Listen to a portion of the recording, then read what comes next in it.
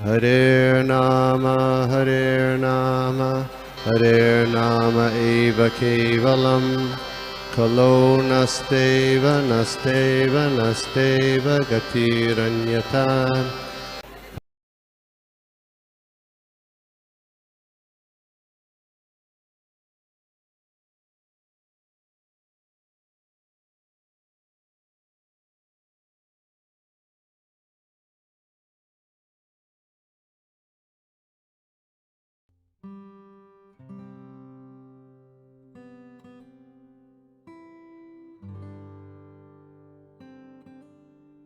हरे कृष्णा। सभी भक्तों को हमारा दंडवत प्रणाम, कोटि कोटि प्रणाम। जाओ यहाँ पे जब आज भगवतम चर्चा करने के लिए सभी यहाँ पे बैठे आए, सबको वेलकम।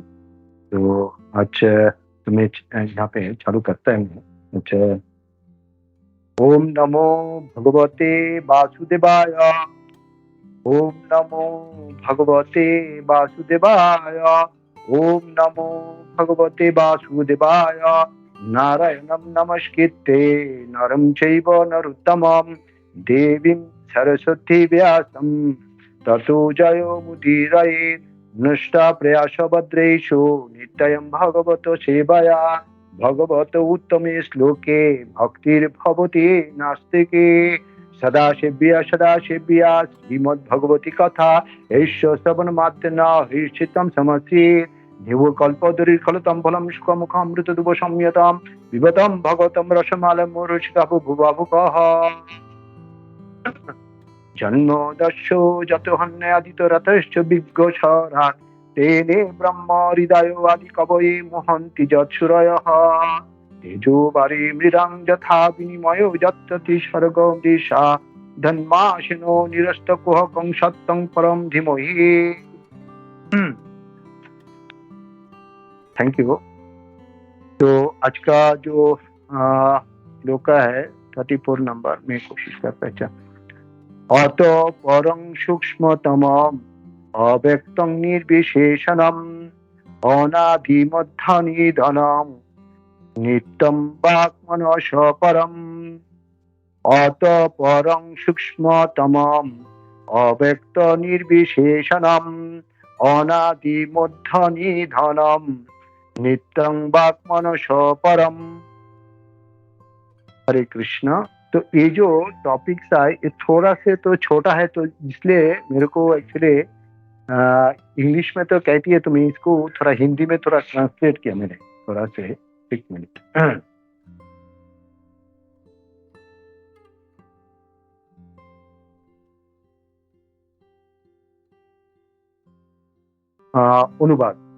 अनुवाद।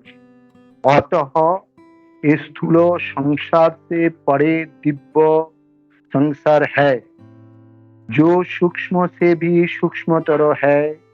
ना तो उसका आदि है, ना मध्य है, ना अंत है। अतः इसका व्याख्या अथवा चिंतन की सीमाओं से परे और भौतिक बोध से भिन्न है। भौतिक बोध से भिन्न है। तात्पर्य भाई डिवाइन श्री भक्तिवेदांत स्वामी श्रील प्रभुपाद की जय।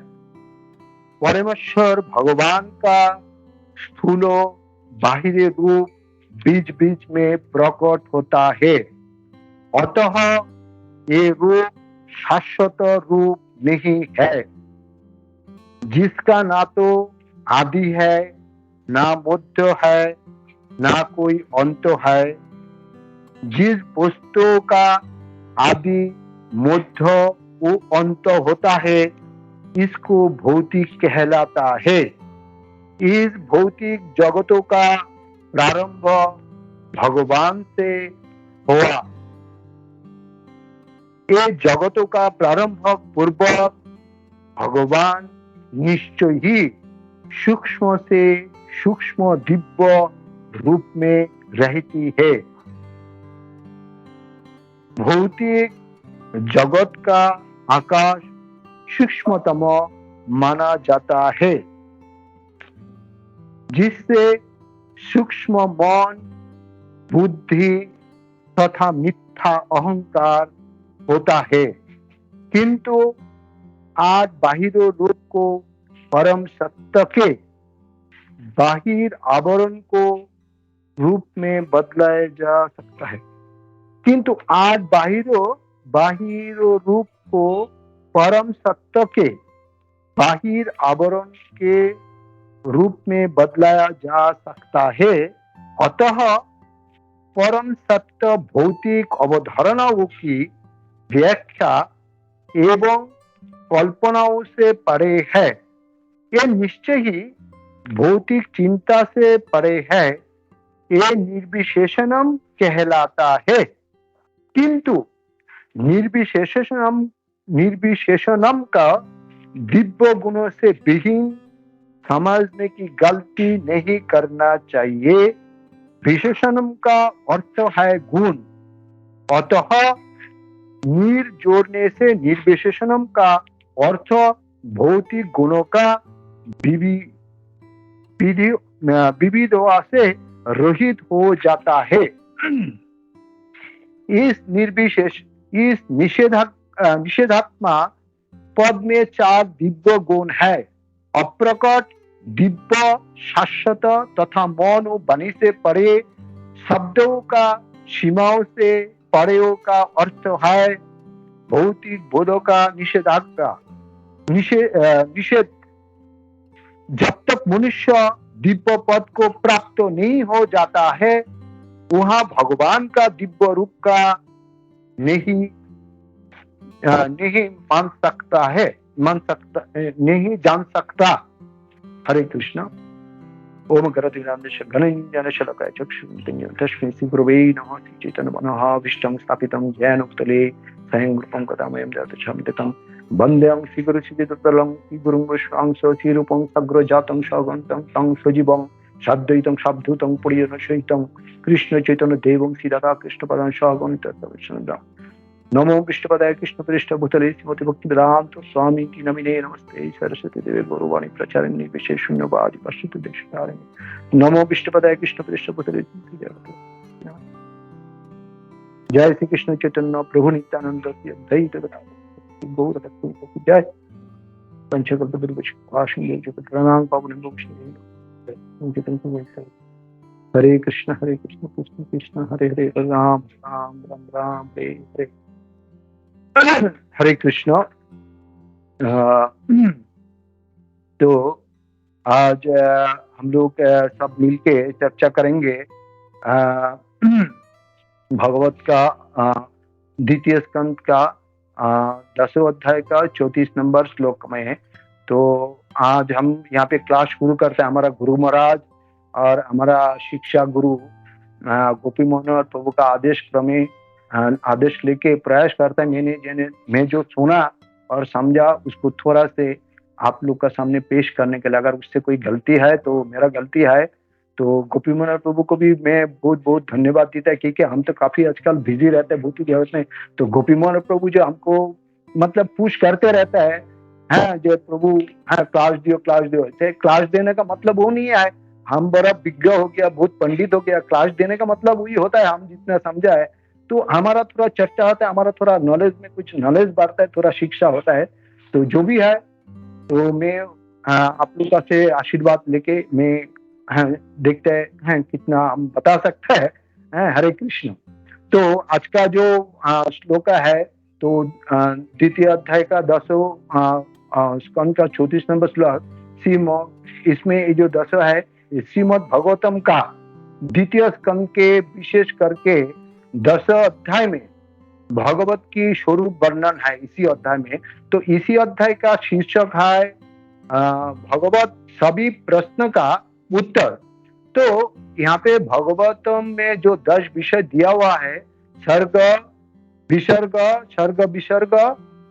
स्थानम पूषणम उत्तय मनंतर ईशानु कथा निरुद्ध मुक्ति और आश्रय। तो ये जो 10 विषय है उसी दिन जब 10 अध्याय शुरू हुआ था तो हमारा कुंजेश्वरी माता जी का क्लास था। तो महाजाती इतना अच्छा से मतलब इसको वर्णन किया, बहुत अच्छे से चर्चा किया था। बहुत बहुत धन्यवाद है माता जी। तो ये जो दश लक्षण युक्त जो महापुराण का बारे में सुखदेव गोस्वामी तो भगवान का जो ये सृष्टि सर्ग विसर्ग, हाँ, तो एक एक करके उसमें बताता है। तो क्या है, तीन प्रकार का जो है, तीन प्रकार का सृष्टि होता है, हम लोग जानता है। आदि दैविक, आदि भौतिक, आदि आध्यात्मिक। तो एक तो भौतिक प्रकृति द्वारा आदि भौतिक, जिसको हम लोग स्थूल रूप कहा, हम लोग स्थूल रूप कहा जाता है, जिसको हम देख सकता है, स्पर्श कर सकता है, पकड़ सकता है। तो ये स्थूल रूप का विशेषता है, ये दिखाई पड़ता है। और जब सूक्ष्मतम रूप, और जब सूक्ष्मतम रूप में जाएंगे तो हमारा जो ये शरीर, हाँ, पंचभूत में बना हुआ है, भूमि, जल, वायु, अग्नि, आकाश। वायु और आकाश सूक्ष्मतम पदार्थ है। तो हर एक वस्तु का ये तीन रूप होता है। क्या क्या है, भौतिक, दैविक और आध्यात्मिक रूप। तो सुखदेव गोस्वामी ब्रह्मांड का ये स्थूल रूप का बारे में वर्णना किया। तो इसके बाद ब्रह्मांड का जो विराट रूप का बारे में बताने के बाद अभी ये 34 नंबर श्लोका में बताता है भगवान का जो दिव्य संसार है उसका बारे में। जो ये मतलब ये जो भौतिक जगत से परे वो दिव्य है और सूक्ष्म से भी सूक्ष्म है। तो वो समझने का हमारा लिए बहुत ही कठिन है। इसका ना आदि है, ना मध्य है, ना अंत है। ये हमारा चिंतन से भी, चिंतन का बाहर है। तो हमारा बुद्धि जो है, हमारा जो बुद्धि वो केवल भौतिक वस्तुओं को समझ सकता है। वो वस्तु भी क्या है हम लोग जानता है। हमारा ये संसार में है कैसे, मतलब शुरू, मतलब स्टार्ट कब हुआ हमारा संसार के, इसके बाद मतलब इसके बाद क्या होगा, हमारा संसार में कब स्टार्ट हुआ, इसके बाद क्या होगा, इसके बाद क्या होगा, इसके बाद नाश होगा। लेकिन जो भगवान का जो दिव्य प्रकृति है, आदि मध्य और अंत से रहित, वो सिर्फ भगवान का शुद्ध भक्त समझ सकता है। हमारा ये भौतिक बुद्धियों से समझ पाना काफी मुश्किल है। तो इसीलिए ये हमारा चिंतन से भी बाहर है। तो ये जो तात्पर्य है, तात्पर्य में जैसे प्रभुपाद हम लोग को समझा रहा है, ये जगत जब प्रारंभ हुआ था, जब प्रारंभ नहीं हुआ था ये जगत, तब भी भगवान था। तब ये जब जगत हमारा शुरू ही नहीं हुआ था, ये जगत जब शुरू नहीं हुआ तब भी भगवान था। तब भगवान कैसे था? तो भगवान अपना दिव्य सूक्ष्म रूप में था। फिर भगवान अपना शक्तियों को विस्तार किया। कौन सा विस्तार किया शक्ति? अपना भगवान भुजंगा शक्ति में, भुजंगा शक्ति को विस्तार करके ये जगत को बनाया। फिर यहाँ पे जैसे बताया, आठ बाहरी रूप का बारे में बताया। जैसे आठ बाहरी रूप क्या होता है? आठ बाहरी आवरण, आवरण जैसे पृथ्वी, आठ बाहरी आवरण होता है। पृथ्वी, जल, आकाश, अग्नि, वायु, मन, बुद्धि, अहंकार। ये जो है ये बाहरी आवरण है। तो ये क्या, दूसरे इसको क्या बोलते हैं? ये क्या है? मतलब परम सत्य का बाहरी आवरण। ये परम सत्य का बाहरी आवरण प्रभुपाद यहाँ पे बोल रहा है। तो प्रभुपाद यहाँ पे समझा रहा है, परम सत्य भौतिक अवधारणा, भौतिक अवधारणा की व्याख्या एवं कल्पना से परा है। प्रभुपाद बता रहा है परम सत्य भौतिक अवधारणा की व्याख्या एवं कल्पना से परा है। मतलब हमारा जो ये भौतिक बुद्धि है, उससे हम भगवान को बिल्कुल जान नहीं पाएंगे। बहुत कठिन है, भगवान को जाना मतलब बहुत ही कठिन है। तो ये तात्पर्य में दूसरे और एक चीज है निर्विशेषम। निर्विशेषम जो बताया गया है, निर्विशेषम का अर्थ बहुत ही महत्वपूर्ण है। तात्पर्य में जो बताया गया, प्रभुपाद यहाँ पे एक्सप्लेन कर रहा है निर्विशेषणम को दिव्य गुणों, दिव्य निर्विशेषणम को दिव्य गुणों से विहीन समझने का गलती नहीं करना चाहिए। मैं जैसे यहाँ पे तात्पर्य में पढ़ा था, वहां पे लिखा है निर्विशेषणम को दिव्य गुणों से विहीन समझने का गलती नहीं करना चाहिए। तो मतलब यहाँ पे इसका मतलब ये नहीं है उसका अंदर कोई क्वालिटी या कोई गुण नहीं है। मतलब निर्विशेषण का अंदर ऐसा नहीं है जो उसका अंदर कोई क्वालिटी नहीं है, कोई गुण नहीं है। इसमें है निर्विशेषणम, मतलब निर्गुण। वो निर्विशेषणम का अर्थ है निर्विशेषणम, नीर का जोड़ने से निर्विशेषणम का अर्थ है भौतिक गुण। निर्विशेषणम, विशेषण का अर्थ है गुण, निर्विशेषण का अर्थ है भौतिक गुण और विशेषण का अर्थ है गुण।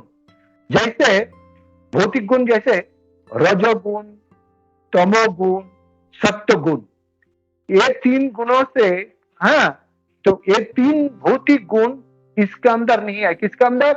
भगवान का अंदर ये तीन गुण नहीं होता है, रजोगुण, सत्वगुण, तमोगुण। तो यही निषेधक पद में और 4 दिव्य गुण है जो भगवान के अंदर है। वो क्या है? अप्रकट, दिव्य, शाश्वत, वो मन तथा वाणी से पड़ा है। यहाँ पे प्रभु जी लिखा है अप्रकट, दिव्य, शाश्वत, मन तथा वाणी से पड़ा है। तो ये जो 4 गुण, ये 4 गुण भगवान के अंदर है। और जैसे यहाँ पे जैसे अप्रकट, अप्रकट क्या होता है? भगवान हर किसी का सामने प्रकट नहीं होता है। हाँ, भगवान हमेशा अप्रकट रहती है। हाँ, भगवान किसी के सामने प्रकट नहीं होता, अप्रकट रहती है। दिव्य, भगवान दिव्य स्पिरिचुअल रहती है। भगवान सदैव है, शाश्वत है। चाहिए ये संसार समाप्त हो जाए, ये ब्रह्मांड का समाप्त हो जाए, परंतु भगवान शाश्वत बने रहती है। सबसे बड़ा बात मौन वाणी से परे है। अपना मौन वाणी से, बुद्धि से भगवान को समझ नहीं सकता है। अगर हमको भगवान को समझना ही है तो क्या करना पड़ेगा? केवल और केवल एक ही आधार है। वो क्या है? भगवान का ऊपर श्रद्धा रख के भगवान का आराधना, उपासना, भगवान का पवित्र नाम जप करके तब भगवान का समझ सकता है, भगवान को समझ सकता है। जब भगवान का कृपा होगा तब भगवान अपना सामने प्रकट होता है। क्योंकि श्री कृष्ण नाम आदि ना भवातिक इंद्रिय, मतलब भगवान का नाम गुण आदि हमारा इंद्रियों से समझ नहीं सकता है। यदि हमारा सेवा, आराधना, उपासना से भगवान प्रसन्न होता है तब स्वयं उनका इच्छा से हमारा सामने साक्षात प्रकट होता है।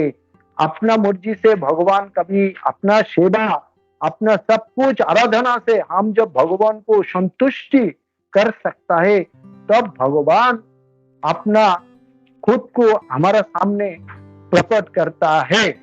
तो यहाँ पे श्रील प्रभुपाद बता रहे हैं, तो भगवान को समझने के लिए हमारा क्या चाहिए? भगवान को समझने के लिए हमको दिव्य पद को प्राप्त करना चाहिए। और वो दिव्य पद कैसे प्राप्त होगा? और वो दिव्य पद हमारा शुद्ध भक्त का संग से ही प्राप्त होगा। तो यहाँ पे तो ये जो है क्लास में जो भी है इसमें अपना तात्पर्य में यही बताया था। तो मैं इसका रिलेटेड जो कुछ है तो मैं उसमें थोड़ा से चर्चा करता है। इसका रिलेटेड आत्मा के बारे में, तो हम एक्चुअली कि हम सबको पता है ये जो संसार है, हाँ, ये जो शरीर, ये शरीर का क्या है, 3 अवस्था होता है। ये जो स्थूल पदार्थ शरीर संसार में बनता है, फिर इसको बिगाड़ता है। इसका शुरू है, मध्य है, फिर अंत भी है। हमारा जो शरीर है, इसको मतलब इसका स्टार्ट होता है, इसका मध्य भी है, इसका अंत भी है, नाश होता है, आखिर में इसको विनाश हो जाता है। लेकिन जो चीज आध्यात्मिक है वो नित्य वस्तु है। ये नित्य वस्तु होने का कारण इसका ना तो शुरू है, ना मध्य है, ना उसका अंत होता है। ये किसका है? ये भगवान का जो चीज होता है वो ना तो शुरू है, ना है मध्य, ना है अंत, वो भगवान का है, भगवान का। तो ये आध्यात्मिक बारे में हमारा कोई ज्ञान नहीं है। तो ये जो आध्यात्मिक के बारे में हमारा कोई ज्ञान नहीं है, तो हमारा दिमाग में जो भौतिक ज्ञान है ये हम समझाता है हर चीजों का शुरू मध्य अंत है। हमारा जो आत्मा सूक्ष्मतम है, इसी के बारे में हमारा ज्ञान नहीं है।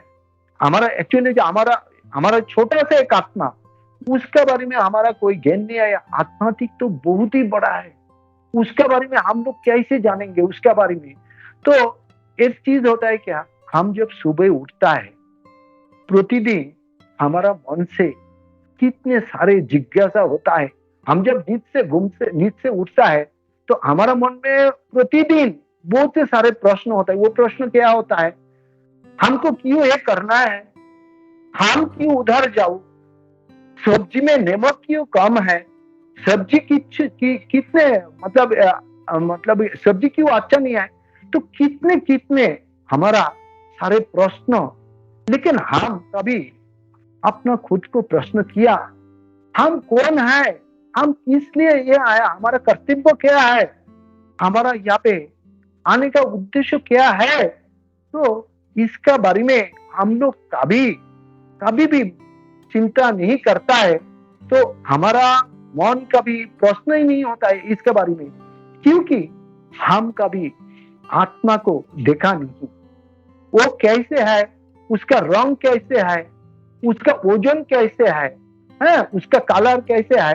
तो हम जो चीज को देखता है उसको लेके हम प्रश्न करते हैं। जो भी चीज देखता है उसके ऊपर हमारा प्रश्न होता है। तो आजकल जैसे हम देखता है, हम लोग मोबाइल में बहुत से सारे ऐप है, जैसे गूगल है, यूट्यूब है, इंस्टाग्राम है। लेकिन हमारा आत्मा के बारे में कोई एप्स नहीं है जिसको हम डाउनलोड करके उसका बारे में जान सकता है। तो प्रभुपाद को किसी ने प्रश्न किया था, अच्छा प्रभुपाद जी, आत्मा जो है उसका क्या प्रूफ है? आप बोलता है आत्मा है, आत्मा का तो कोई देखा नहीं, उसका प्रूफ क्या है? तो प्रभुपाद जी खूब संक्षिप्त में उत्तर देता है, आप शरीर को सब कुछ मानता है, आप शरीर का किसी को पार्ट को, जैसे ये हमारा हाथ है, तो आप हाथ उठाओ, तो प्रभुपाद जी यहाँ पे कह रहा है, तो आप हाथ है क्या? ये जो हम उठाया तो आप हाथ है क्या? तो वो बोलता है, तो मैं क्यों हाथ हूं? वो मेरा हाथ है, मैं तो हाथ, वो मेरा हाथ है, वो मेरा हाथ नहीं है। तो प्रभुपाद जी बोल रहे हैं, तुम पैर को छू, तुम पैर है क्या? तो बोलता है, हम पैर क्यों है? वो मेरा पैर है। दूसरा क्या है, तो तुम्हारा शरीर का एक एक अंग को तुम टच करो, तुम्हारा शरीर को एक एक अंगों को टच करो, तुम पूछो वो तुम्हारा है क्या? तो उत्तर क्या आएगा तुम्हारा? वो मैं नहीं है, वो मेरा है। वो हाथ पैर मैं नहीं हूं, मेरा है। तो ये जो मैं करता है, तो मतलब तुम कौन है? Who are you? इसका बारे में कोई प्रश्न किया ही नहीं। जो एक और चीज है, और वो चीज क्या है? आत्मा है तो हर चीजों का एक चीज होता है कि हर चीज जो देखने से हमको विश्वास होना चाहिए, ऐसा नहीं है। ये देहों में आत्मा का अस्तित्व है, आत्मा है बोल के हम सतेज है, फ्रेश है, ये दुर्गंध नहीं होता है, बांस नहीं होता है, ये छेड़ता नहीं, क्योंकि आत्मा है, इसके अंदर आत्मा भगवान है। अगर आत्मा निकल जाएगा 1 घंटा में इसका दुर्गंध शुरू हो गया। ये दुर्गंध हमारा शरीर से बाहर जब आत्मा निकल जाएगा, क्योंकि ये जो शरीर है ये डेड है, डेड। अगर आत्मा नहीं है शरीर का कोई कीमत ही नहीं है। हाथ कान पैर ये जो भी है हमारा साथ, वो सब कुछ डेड मैटर है। आत्मा है बोल के हमारा सब अंग प्रत्यंग एक्टिव है, और आत्मा नहीं है तो सब डेड है। हरे कृष्ण। तो अगर कोई गलती हो गया तो मैं यहाँ पे समाप्त करता है। अगर कोई गलती हो गया हाँ तो मुझसे माफ कर देना। हरे कृष्ण। और किसी को कुछ इसमें कमेंट है, कोई जोड़ने चाहता है, प्लीज कृपा करके जोड़िए प्लीज। हरे कृष्ण।